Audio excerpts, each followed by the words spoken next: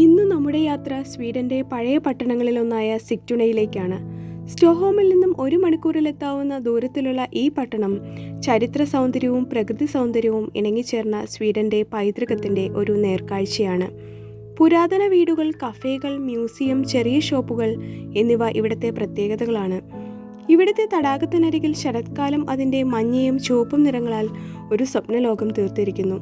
ഈ പട്ടണം ക്രിസ്തുവിനു ശേഷമുള്ള 970 സ്ഥാപിതമായതാണെന്ന് കരുതപ്പെടുന്നു. അതുകൊണ്ട് തന്നെ ഇത് സ്വീഡനിലെ ആദ്യകാല നഗരങ്ങളിലൊന്നായി അറിയപ്പെടുന്നു.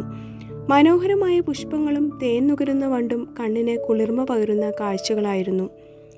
ഹലോവീനെ വരവേൽക്കാനായി ഈ നഗരം തയ്യാറായി കഴിഞ്ഞു. കഫേക്കുള്ളിൽ ഹലോവീൻ അലങ്കാരങ്ങൾ മായാജാലം തീർക്കുന്നു. കാപ്പിയുടെ സുഗന്ധത്തോടൊപ്പം ഒരുങ്ങുന്ന ഹലോവീൻ ഗാനങ്ങൾ ആ അന്തരീക്ഷത്തെ കൂടുതൽ മനോഹരമാക്കുന്നു.